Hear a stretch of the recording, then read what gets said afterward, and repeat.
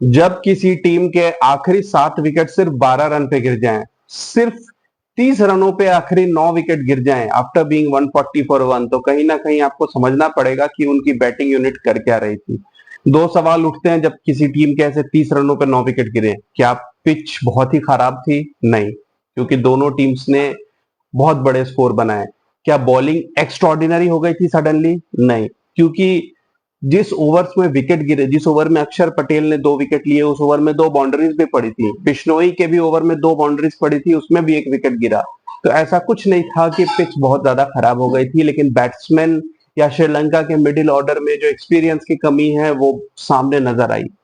India ने bowling शुरुआत में ठीक स्टार्ट किया, लेकिन उसके बाद काफी रन्स लीक किए। एक सवाल जो मैं बार बार सोच रहा था, और मैं मुझे लगता है आपने में से भी कुछ लोगों ने नोटिस किया होगा, कि हार्दिक के चारों ओवर लगातार फिकवा दिए गए, वो भी 8वां, 10वां, 12वां और 14वां। क्या हार्दिक एक वीक बॉलर थे? क्या हार्दिक के ओवर जल्दी से निकाल लेने जरूरी थे ताकि एंड में जरूरत ना पड़े?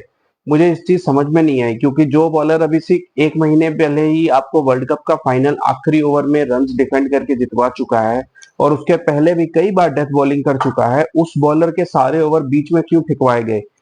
उनसे चारों ओवर लगातार क्यों फिकवाए गए? क्योंकि टी20 में किसी भी बॉलर को 2 ओवर से ज्यादा लंबा स्पेल नहीं दिया जाता है, अनलेस एंड अनटिल वो अपने पहले 2 ओवर में 3-4 विकेट ले चुका हो और किसी जबरदस्त मोमेंटम या रिदम में बॉलिंग कर रहा हो। हार्दिक के 4 ओवर लगातार फिकवा देने से कहीं ना कहीं एक ऑप्शन खत्म हो गया था एक अच्छे डेथ बॉलर का।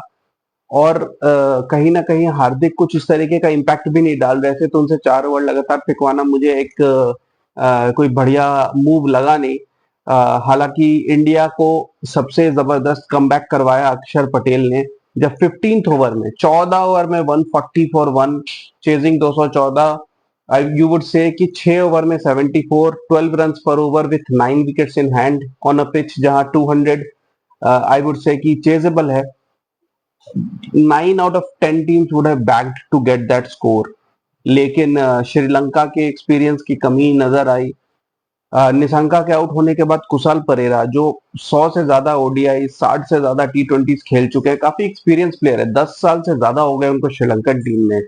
उन्होंने वो 2 बाउंड्रीज मारी, लेकिन उसके बाद फिर से वो तीसरी बाउंड्री मारते हुए आउट हो गए। जब रिक्वायर्ड रेट 12 के अराउंड है और 10-11 रन आ चुके थे उस ओवर में, तो मुझे समझ नहीं आया कि इतनी क्या ईगरनेस थी। अगले ओवर में अगेन 2 बाउंड्रीज आई, लेकिन फिर से बिश्नोई को अटैक करने में एक और विकेट गिर गया और 158 फॉर 5 हो गए, शायद फॉर 4 हो गए रादर। और तभी भी शायद एक आउटसाइड चांस था going into the last 4 overs, लेकिन फिर एक शनाका का रन आउट जो कि शायद आखिरी चांस था श्रीलंका के लिए, और उसके बाद मैच खत्म हो गया। रियन पराग के लिए एक आई वुड से कि the only positive I would say which India gained out of this game was that Riyan Parag actually bowled, and he bowled I would say pressure overs. तो अच्छी चीज है कि रियन पराग की बॉलिंग को टीम यूज करना चाहती है, क्योंकि कई बार इंडियन टीम में बहुत सारे ऐसे प्लेयर्स आते हैं जो बॉलिंग जानते हैं, लेकिन इंडियन टीम में उन्हें यूज नहीं किया जाता था, जिसकी वजह से बाद में वो आप कह सकते हो कि वो उनकी बॉलिंग खत्म हो जाती थी। इवन श्रेयस अय्यर जब वो आए थे, he used to bowl part time leg spin, जिसको इंडियन टीम ने कभी यूटिलाइज नहीं किया, और बाद में वो बॉलिंग करना उन्होंने छोड़ ही दिया। तो अच्छी चीज है कि एटलीस्ट रियन पराग को यूज किया जा रहा है, एंड जिस तरीके से उनको आखिरी ओवर भी दिया गया, इट मीन गोइंग फॉरवर्ड भी रियन पराग को as a I would say part time bowler और सिक्स्थ बॉलर यूज किया जाएगा, which is good because you need to have 6 to 7 bowling options in the team going forward. Batting की बात करें तो it was a good start in the power play, और सूर्य कुमार यादव ने outstanding batting की। I think Surya Kumar Yadav वापस अपने नंबर 3 पोजीशन पे चले गए। वर्ल्ड कप में वो नंबर 4 पे खेल रहे थे, but I think it's a good move, क्योंकि वर्ल्ड कप में दोनों ओपनर्स राइट हैंडर थे, तो शायद ऋषभ पंत को बीच में सैंडविच किया गया था।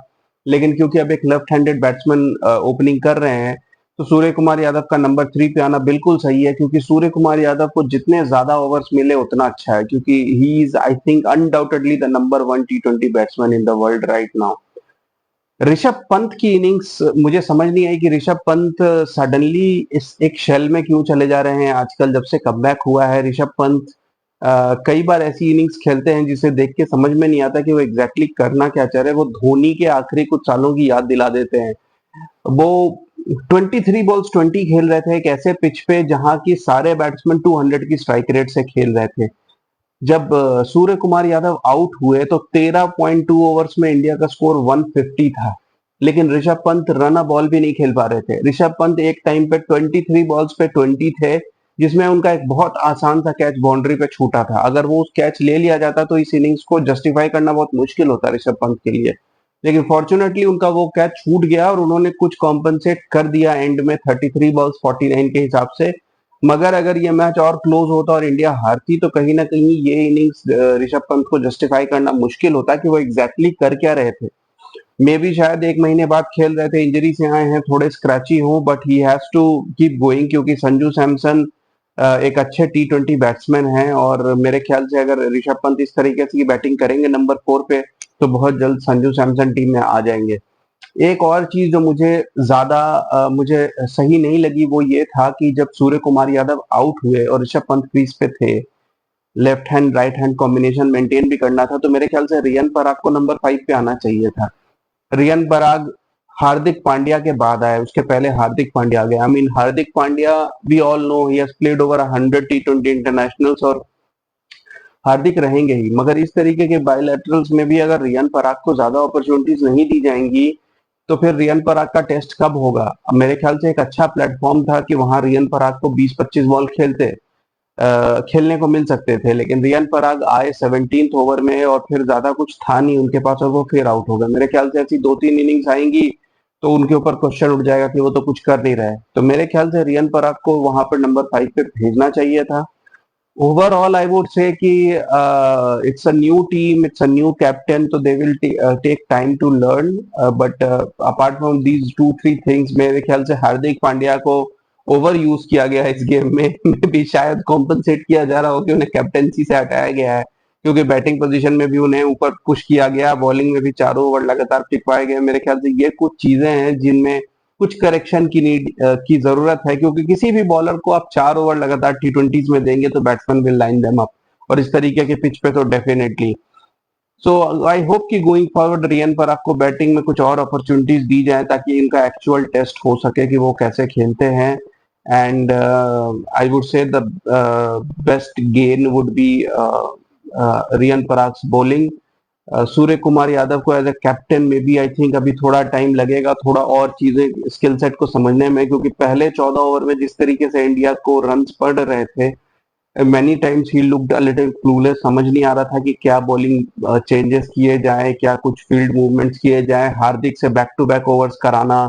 तो मेरे ख्याल से यहाँ पर कुछ चीजें हैं जो शायद गोइंग फॉरवर्ड हमें कुछ चेंजेस देखने को मिले। I am sure management coach बात करेंगे सूर्य कुमार यादव से और कल के मैच में हो सकता है कि हमें कुछ चीजें इनमें से डिफरेंट देखने को मिले। कीप वॉचिंग गाइस, कल दूसरे T20 के बाद वीडियो आएगी मैच के बाद। Keep watching, thank you.